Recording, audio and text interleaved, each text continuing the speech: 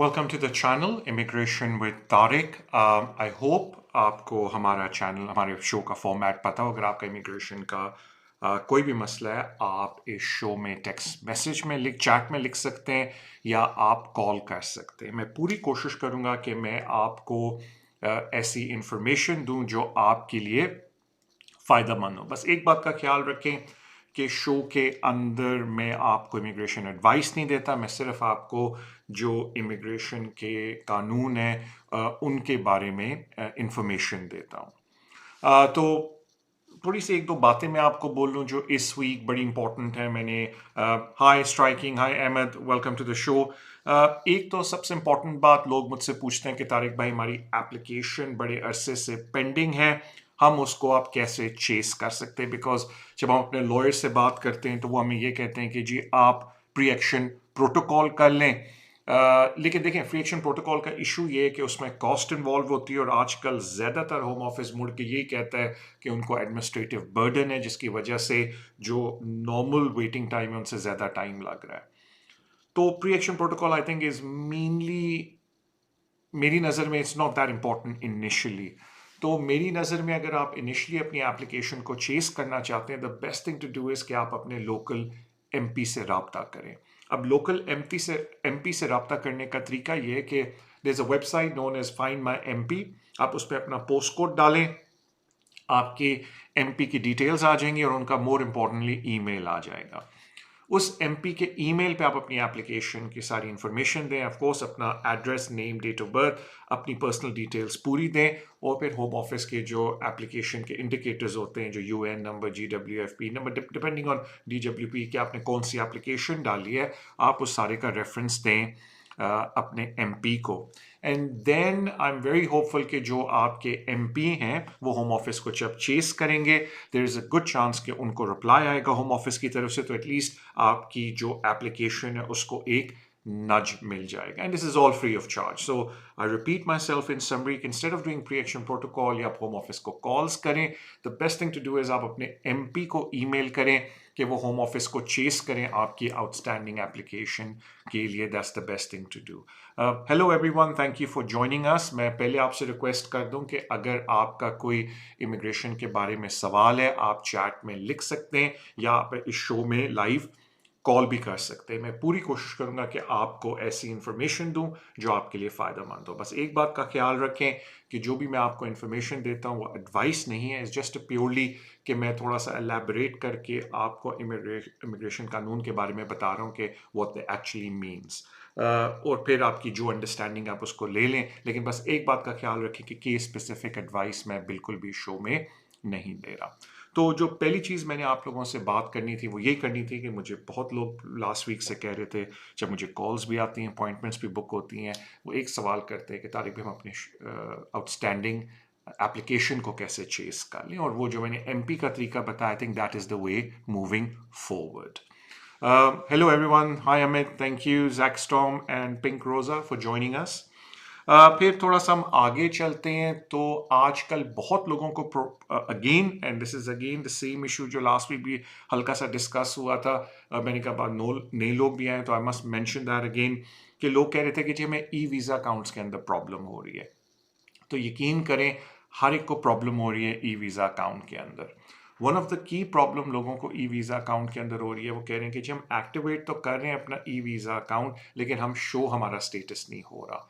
तो उसके लिए just be patient because home office is dealing with these issues. और अगर आपका अकाउंट अभी तक एक्टिवेट नहीं हुआ तो you just have to wait. हाँ, मैंने लास्ट टाइम ये ज़रूर बोला था कि अगर आप चाहते हैं तो एक नया अकाउंट क्रिएट कर लें, क्योंकि कभी कभी होता है कि पुराना अकाउंट पेंडिंग होता है, आप नया अकाउंट क्रिएट करें वो जल्दी एक्टिवेट हो जाता है। तो अगर आप में पेशेंस नहीं है वेट करने का, आपका ई वीज़ा अकाउंट एक्टिवेट नहीं हो रहा, तो आप ये कर लो कि दोबारा से नया अकाउंट नए सिरे से एक्टिवेट करने की कोशिश करो। एक और चीज़ मुझसे लोग पूछ रहे हैं ई वीज़ा में, सर कि हम जब अपना, क्योंकि आपको पता है जब आप अपडेट करना चाहते हैं ई वीज़ा में योर डिटेल्स, बिकॉज कुछ लोगों का BRP कार्ड ई वीज़ा पे एक्टिवेटेड है, वो ये चाहते हैं कि उनका पासपोर्ट भी लिंक हो जाए उनके ई वीज़ा में। तो जब आप उसमें लॉग इन करते हैं, या आप अलग से वेबसाइट है कि update my e visa details UKVI account, उस पर जब आप लॉग इन होते हैं तो वो आपको ऑप्शन देता है कि अपने पासपोर्ट की पिक्चर खींच के जो आपका पेज होता है पिक्चर वाला, उसको क्रॉप करके खींच के आप अपलोड करें। तो मुझे काफ़ी लोग कहते हैं कि सर जब हम उसको अपलोड करने की कोशिश करते हैं तो हमें आगे से मैसेज आता ये है कि जी वो रीडेबल नहीं है ये पिक्चर। तो उसका आप समझ लें एक हल ये है कि ट्राई कपल ऑफ टाइम्स, यानी कि जैसे ही वो कहता है कि ये रीडेबल नहीं है page, go back and upload the same page. देखने में आया कि आप एक दो दफ़ा जब या एटलीस्ट दो से मैक्सिमम तीन दफ़ा ट्राई करते हैं वो पेज फिर अपलोड हो जाता है। I don't know why this is like this on the website, लेकिन प्लीज़ इस चीज़ को ट्राई करें। अगेन वेलकम अमित, जिस तरह मैंने आपको बोला कि अगर आपका कोई सवाल है इमिग्रेशन के बारे में आप इस चैट पे लिख सकते हैं या आप शो में लाइव कॉल कर सकते हैं, हैप्पी टू आंसर दैट। लेकिन एक बात का ख्याल रखें कि वो एडवाइस मैं आपको शो में नहीं देता, मैं सिर्फ आपको कवानीन के बारे में बताता हूँ विद द होप कि आपका मसला उससे थोड़ा सा हल हो जाए। तो अगेन मैं ये बोल रहा था अभी आपको कि अगर ई वीज़ा अकाउंट के अंदर आपको प्रॉब्लम हो रही है तो hi striking for enlightenment, good evening to you as well. I had a nice day, having a nice day, thank you, I hope it all applies to you as well. तो मैं वही बात कर रहा था कि ई वीज़ा अकाउंट के अंदर अगर अपना पासपोर्ट लिंक कर रहे हैं और वो पेज रीड नहीं हो रहा, प्लीज़ वापस जाएं, दोबारा अपलोड करें, 3 दफ़ा रफली अगर क्विक सेशन के अंदर आप ये एक्सरसाइज करें, देखने में आया कि फिर पेज अपलोड हो जाता है। उसके अलावा मुझे लोगों ने बोला है एक और issue, let me just take a caller, फिर मैं वापस आता हूँ आपकी तरफ। अस्सलाम वालेकुम, welcome to the show.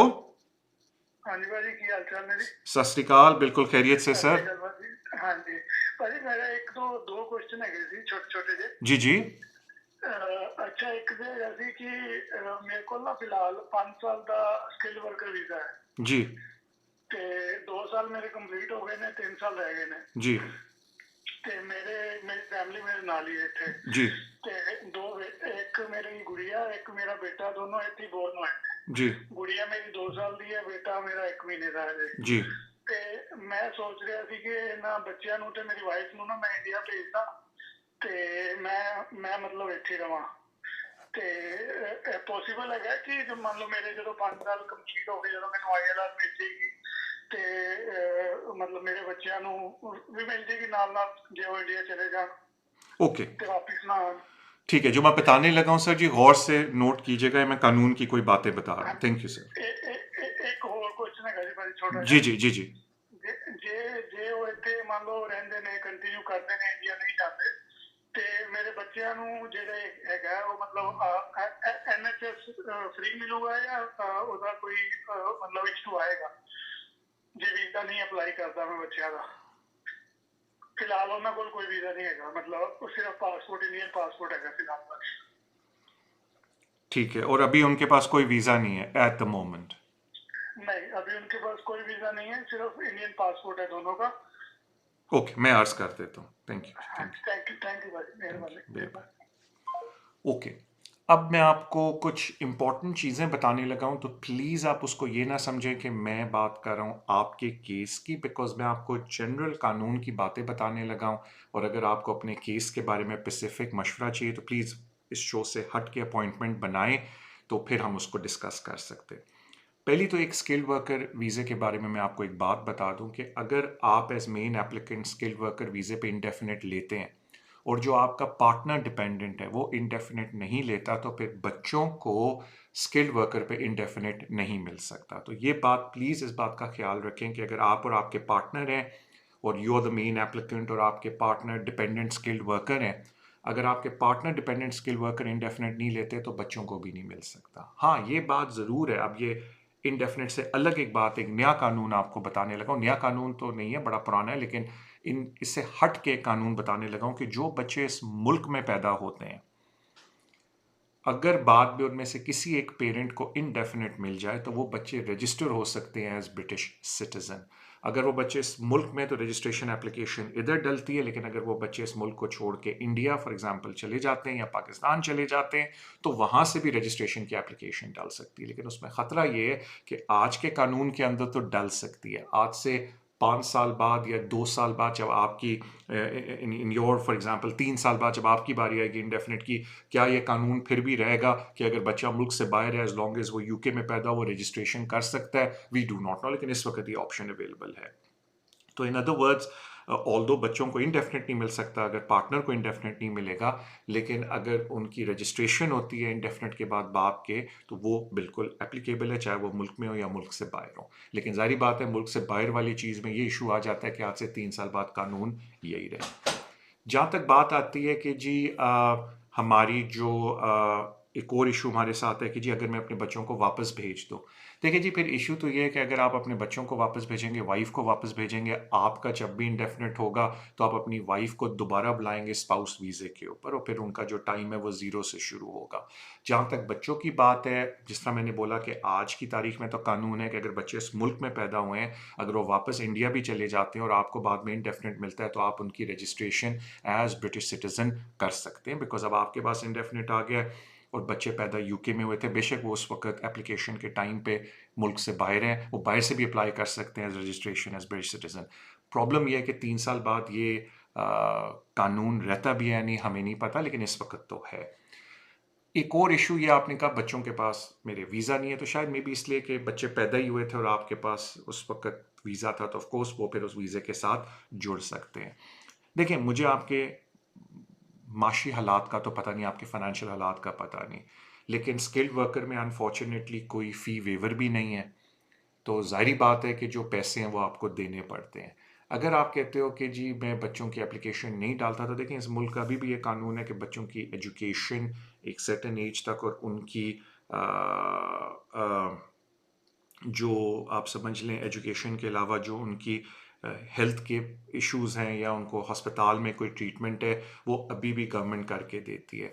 Adult को भी करके देती है अगर उनके पास वीज़ा नहीं है, सिर्फ फ़र्क ये है कि वो डॉक्टर की सर्विसेज यूज़ नहीं कर सकते, उनको इमरजेंसी में जाना पड़ता है।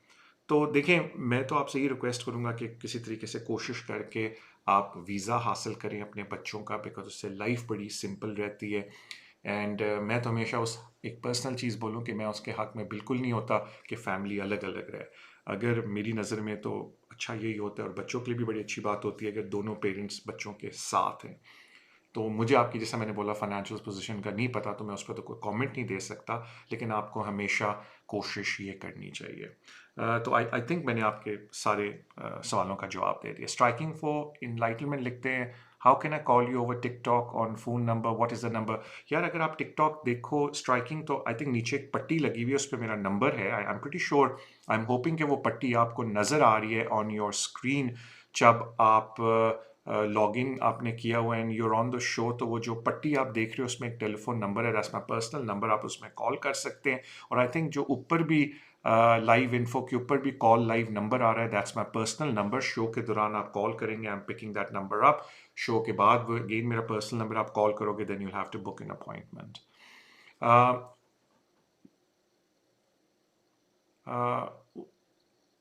यू एस अहमद, मैंने आपका शायद नाम गलत तरीके से पढ़ा है, बट वो लिखते हैं 786, अस्सलाम वालेकुम सर। वालेकुम अस्सलाम। My son spent 7 years. He born in the UK. Spent 5 years on FLRFP. Can I apply indefinite for him? देखें जो बच्चे यहाँ पैदा होते हैं जब वो 7 साल के हो जाएं वो indefinite अप्लाई कर सकते हैं। इट डजेंट मैटर कि उनके पास वीज़ा है या नहीं। तो वो जो 5 ईयर के वीज़े की रिक्वायरमेंट भी है ना, वो यंग अडल्ट के लिए, बच्चों के लिए नहीं है। तो यूर ओके ओवर देयर। हम एक अपने कॉलर की तरफ चलते हैं। अस्सलाम वालेकुम, वेलकम टू द शो। अस्सलाम वालेकुम सर।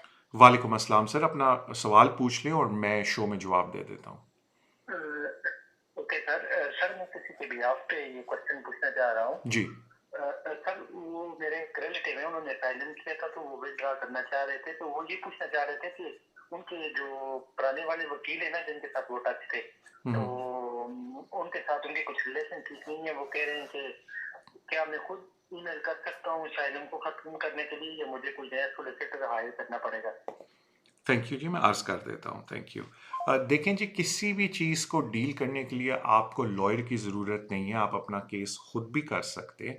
वो तो देखें ना, लोग इसलिए लॉयर्स को हायर करते हैं कि जी कम्प्लेक्स केसेस होते हैं या उनको पता नहीं होता किस तरीके से चीज़ें करनी है, और जारी बात है लॉयर्स का एक्सपीरियंस होता है, that is why they hire them. लेकिन अगर आप चाहते हैं कि नहीं मेरे पास ऐसी चीज़ नहीं है, मैं खुद करना चाहता हूँ, देख लें अगर आप लीगल एड के लिए क्वालिफाई करते हैं, और अगर लीगल एड के लिए क्वालिफाई नहीं करते फिर आपको खुद करना पड़ेगा, और आप फिर खुद होम ऑफिस से रब्ता करके पूछ सकते हैं कि अच्छा जी मुझे प्रोसेस समझा दें, मैं किस तरीके से अपने केस को विड्रॉ कर लूँ। वरना अगर आपको केस वर्कर का पता है तो आप उनको डायरेक्ट एक अपनी लेटर लिख के अथॉरिटी के साथ बोल सकते हैं कि जी मैं अपने केस को विड्रॉ करना चाहता हूँ, अब मेरा कोई लीगल रिप्रेजेंटेटिव नहीं है, ये मेरा एड्रेस है, आप सारी डिटेल्स या सारी कॉरेस्पॉन्डेंस मुझे भेजें। देखें, एक बात का ख्याल रखें कि इट्स वेरी इंपॉर्टेंट कि होम ऑफिस के साथ अपने एड्रेस को अपडेट रखें, बिकॉज काफ़ी लोग मैं देखता हूँ कि वो इस वजह से मार खाते हैं कि जी हमें तो पता ही नहीं था कि हमारा डिसीजन आ गया है। तो अगर आप डायरेक्ट डील कर रहे हैं होम ऑफिस के साथ तो प्लीज़ आप अपनी ईमेल एंड एड्रेसेस को अपडेट रखें। अगर आप लीगल रिप्रेजेंटेटिव के साथ डील कर रहे हैं उनके थ्रू, तो मेक श्योर करें कि you are regularly in contact with your legal representative, ताकि उनको पता हो कि अगर कोई होम ऑफिस से कॉरेस्पॉन्डेंस आए वो आपको अपडेट कर लें। अगर किसी वजह से आपकी रिलेशनशिप ख़राब होगी अपने लीगल रिप्रेजेंटेटिव से, तो बड़ा आसान एक हल है कि you can be directly with the home office, या आप किसी और लीगल रिप्रेजेंटेटिव को हायर कर लें। बट इम्पॉर्टेंट थिंग इज कि होम ऑफिस के साथ आपके सारे रिकॉर्ड्स अप टू डेट होने चाहिए। 786 लिखते हैं, what is the fee for indefinite? I do apologise, मुझे on top of the head याद नहीं है। अगर आप यंग अडल्ट की बात कर रहे हो या आप इनडेफिनेट की बात कर रहे हो तो it is between 2600 to 2800। I apologise, मुझे एग्जैक्ट फिगर याद नहीं है, वो फिर मुझे सिस्टम पे जाके देखना पड़ेगा, बट अराउंड अबाउट 2600 टू 2800 के बीच का फिगर है, plus minus couple of 100 here or there, but that is the figure। तो जिस तरह मैं आप लोगों से रिक्वेस्ट कर रहा था कि अगर किसी के भी कॉल आई, अगेन जिस तरह कोई मुझसे पूछ रहा था, I think striking for enlightenment पूछ रहे थे, कॉल किस नंबर पे कर सकते हैं, तो आप कॉल इसी नंबर पे कर सकते हैं जो अभी मैंने आपको दिया है। Let me take another caller. अस्सलाम वालेकुम sir, welcome to the show. Thank you sir. Sir मेरी अभी आपसे बात हुई भी थी। जी जी। सर वो जो मेरे रिलेटिव हैं जिन्होंने असाइलम किया था, तो उनको एआरसी कार्ड मिल गया था और वो पेपर्स वगैरह भी सब कुछ मिल गया था ना, तो मैं उस विड्रॉ का ही पूछ रहा था ना, तो इस सिलसिले में और उनको कोई इस तरह की ईमेल वगैरह नहीं आई थी होम ऑफिस की जानिब से, कोई इस तरह का रिकॉर्ड नहीं था। सिर्फ ये था कि जो पुराने वाला लायक था उसने एड्रेस ले लिया था कि आप कहाँ पे रहते हैं, फला फला, बाकी होम ऑफिस की तरफ से कोई ईमेल नहीं आई थी। तो इस सूरत में भी वो खुद ही हैंडल कर सकते हैं ना, होम ऑफिस को आगे प्रोसीड कर सकते हैं। और मैं अर्ज कर देता हूँ, बिल्कुल सर, आप होम ऑफिस को किसी भी स्टेज पे खुद डील कर सकते हैं, बिकॉज एक दफ़ा जब आपने असाइलम क्लेम किया है और होम ऑफिस ने आपको एआरसी कार्ड दे दिया है, तो ऑलरेडी होम ऑफिस के पास आपका रिकॉर्ड है। अब जब भी आप होम ऑफिस से रब्ता करेंगे उनके पास और आप उनको अपनी डिटेल्स देंगे, तो बड़े आराम से वो उन डिटेल्स के थ्रू आपकी जो इन्फो है वो निकाल लेंगे।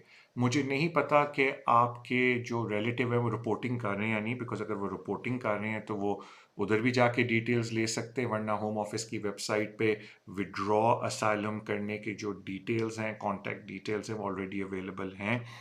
अगर आपको वो नहीं मिलती हैं आपके रिलेटिव को जब वो होम ऑफिस की वेबसाइट पे जाते हैं, तो अगर आप शो से हट के अपनी मेरे साथ अपॉइंटमेंट बना लें तो मैं फिर आपको वो डिटेल्स दे दूंगा। वरना अगर आप गूगल सर्च भी करें जाके होम ऑफिस के अंदर कि I want to withdraw my asylum claim, तो जो उसका प्रोसेस है और जो उसके कॉन्टैक्ट डिटेल्स हैं वो निकल आते हैं। तो वो आप अपने रिलेटिव को कह सकते हैं, he can follow that exercise.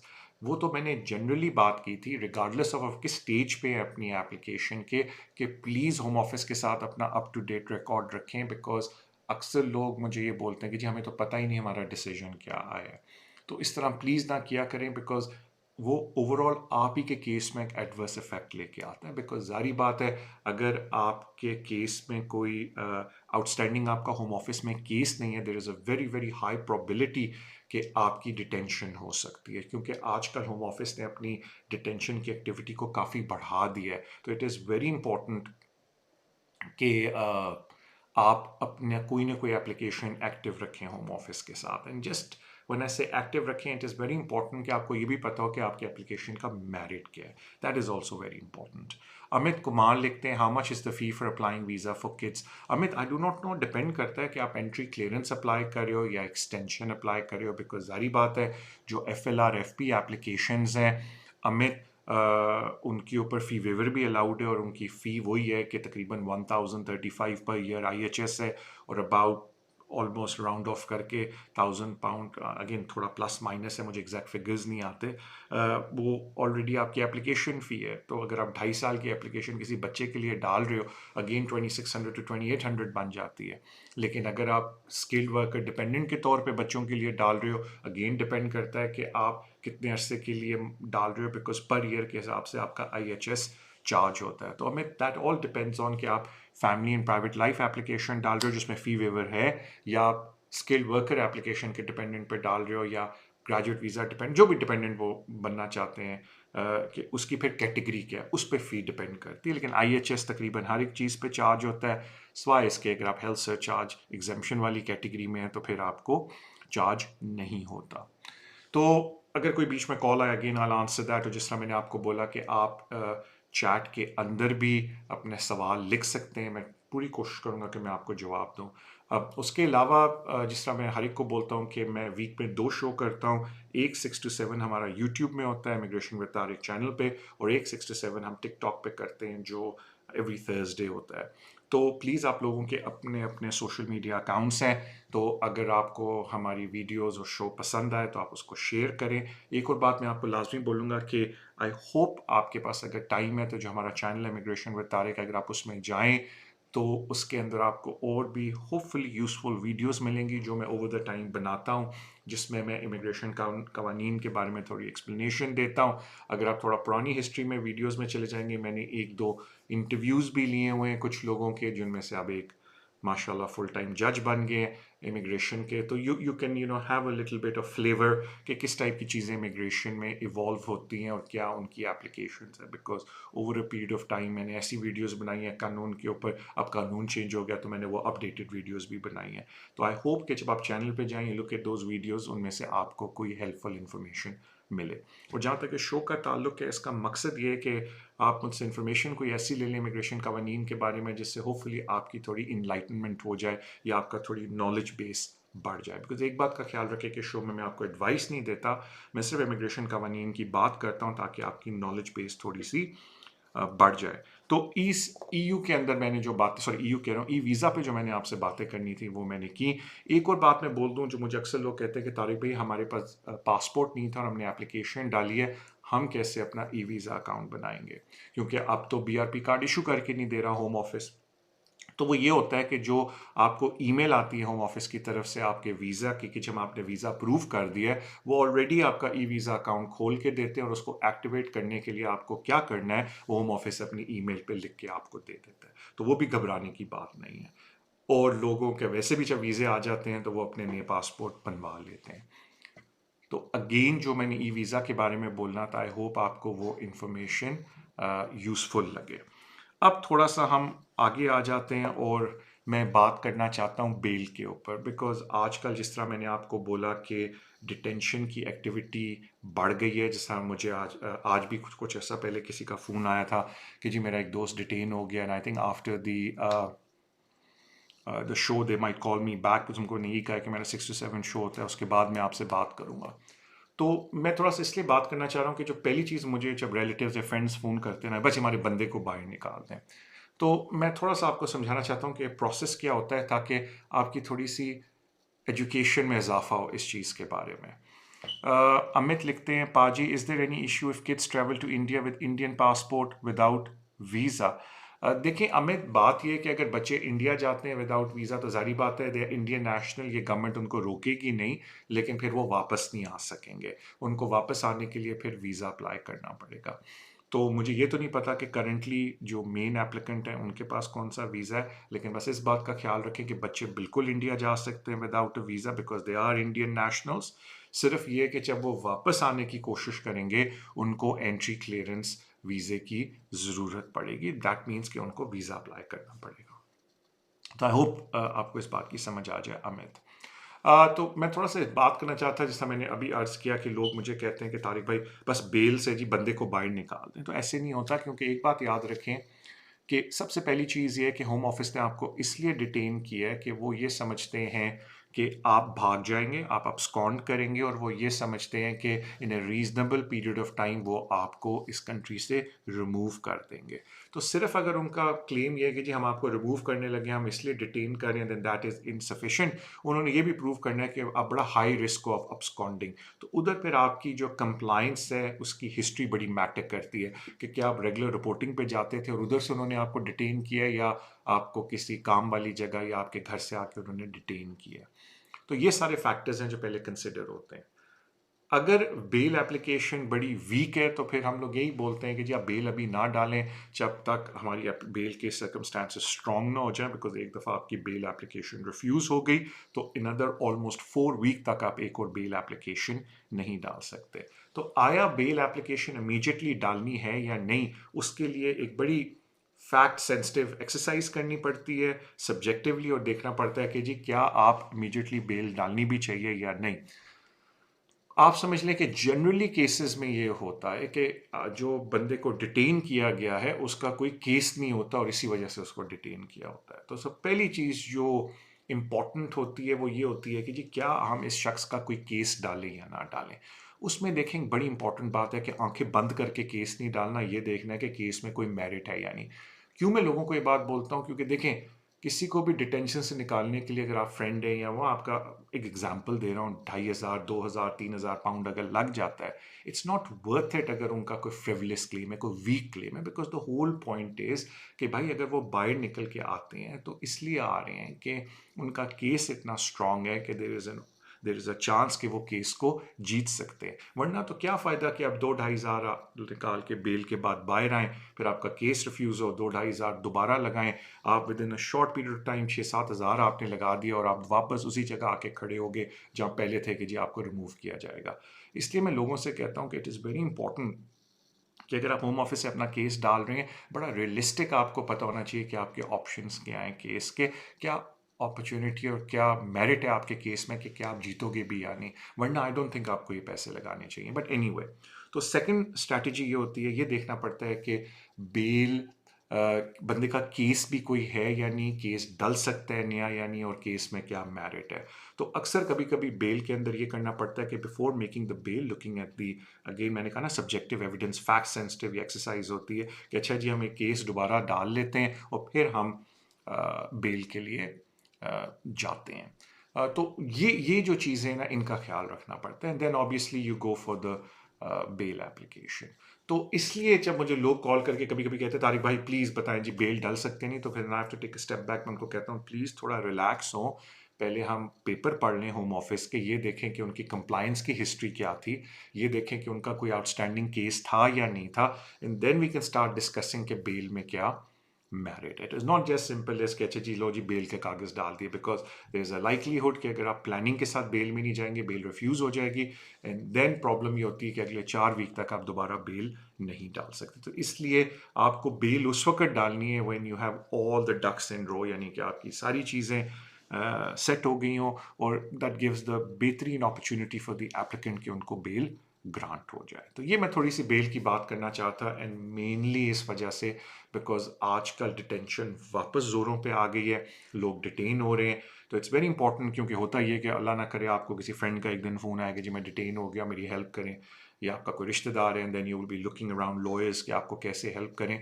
तो इट्स वेरी इंपॉर्टेंट कि आपकी नॉलेज बेस हो कि क्या क्या चीज़ें एक अच्छे लॉयर के लिए टू असेस बिफोर वो आपको ये बोलें भी कि हाँ जी आपको भी बेल डालनी चाहिए या नहीं, या पहले कोई केस डालें और फिर बेल डालें। And it is not just simple as कि जी आंखें बंद करके केस डाल दें। इट इज़ वेरी इंपॉर्टेंट कि केस में कोई मेरिट हो। और अगर आप मुझे सालों से फॉलो कर रहे हैं तो प्लीज़ एक बात मैं हमेशा लोगों से बोलता हूँ कि ये इंपॉर्टेंट नहीं है कि आपका कोई केस डल जाए, इंपॉर्टेंट ये है कि केस में मेरिट क्या है। This is very important. और ये मैं ख़ास तौर पे उन लोगों के लिए बोलता हूँ जो बस बोलते हैं कि जी हम उनको मुझे आके मिलते हैं, उनको ये नहीं पता कि जी उनका केस कौन सा है, और वो समझते हैं कि उनको वीज़ा मिल जाएगा। तो इट इज़ वेरी इंपॉर्टेंट कि आपको कवानीन का पता हो। तो आई होप कि जो मैंने आज आप लोगों से बातें बोली हैं आपको वो यूज़फुल लगी हों और आपने उनका नोटिस लिया हो। जिस तरह मैंने हर वीक मैं बोलता हूँ कि मेरा एम ये होता है कि 30 to 40 मिनट, मैक्सिमम 40 मिनट का मैं शो करूँ, बिकॉज अब मैं वीक में 2 शो करता हूँ, तो मैं थोड़ा थक भी जाता हूँ। और मैं एम ये करता हूँ कि चलो कम टाइम रखें, लेकिन ट्राई करूँ कि क्वालिटी अच्छी हो। So thank you so much for your love and support. आज आप लॉग इन हुए and you came to the show. इसके अलावा मैं आपको यही रिक्वेस्ट करूँगा कि अगर आपका कोई इमिग्रेशन का मसला है तो आप मुझसे अलग से रब्ता कर सकते हैं। उसके अलावा आपको पता है एवरी थर्सडे 6 to 7 मैं टिकटॉक पे आता हूँ, और एवरी वेडनेसडे 6 to 7 यूट्यूब पे हमारा शो होता है। अगेन आप इसी चैनल पे आके उन चीज़ों को देख सकते हैं। उसके अलावा अगर आपने मुझे इंस्ट्रक्ट करना है अपने किसी केस के बारे में, then you can get in touch with me. My details are at the bottom of the screen. Thank you so much आज आने के लिए। आई एम रियली ग्रेटफुल कि you came on the show. मैं एक सवाल एसएम का दे दूं जाने से पहले। Sir, my appeal human right home office reviewed refusal file, they said going court appeal. एसएम देखिए, जो होता है ना कि अपील में क्या मेरिट है या क्या हो सकता है, वो डॉक्यूमेंट पढ़े बगैर बोलना बड़ा मुश्किल है। तो अगर आप बाद में मुझसे रब्ता कर लें, अपॉइंटमेंट बुक कर लें, तो दैट वुड बी फाइन। आपने कहा any impact on my court appeal in front of जज। देखिए, एसएम बहुत मैटर करता है कि आप किस स्टेज की बात कर रहे हो और आपका मेरिट क्या है केस के अंदर। तो without looking at the detail it's very difficult कि मैं आपको कोई बात बोलूँ। मैं हमेशा लोगों से मजाक में बोलता हूँ कि देखो यार, अगर आप टॉप डॉक्टर के पास भी, सर्जन के पास भी चले जाओ, जब तक वो सीटी स्कैन और आपके एक्सरेज नहीं देखेगा, वो आप पे ऑपरेशन नहीं करेगा। इमिग्रेशन भी इस तरह होती है कि अगर आप बड़ा स्पेसिफिकली कोई चीज़ पूछना चाहते हैं, तो उसके लिए फिर हमें पूरा, एटलीस्ट फॉर मुझे पूरा आपसे डिटेल में चीज़ें आपकी पूछनी पड़ती हैं। और अगर कोई डिसीजन है, रिफ्यूज़ल या कोई प्रीवियस होम ऑफिस का डिसीजन या जज का कोई डिसीजन है, वो मुझे देखना पड़ता है। Then I can tell you कि हाँ भी क्या मेरिट है। Thank you so much. अपना ख्याल रखें। God bless you. और इंशाल्लाह आपसे मुलाकात अगले हफ्ते होगी। अगेन, जिस तरह मैंने आपको बोला कि आप लोगों के सोशल मीडिया अकाउंट्स हैं, please go on to our channel, और आपको उनमें होपफुली यूजफुल वीडियोस मिलेंगी, you can use and watch. और प्लीज़ उन वीडियोस को शेयर कीजिएगा। मेरी तरफ से take care of self and see you next week.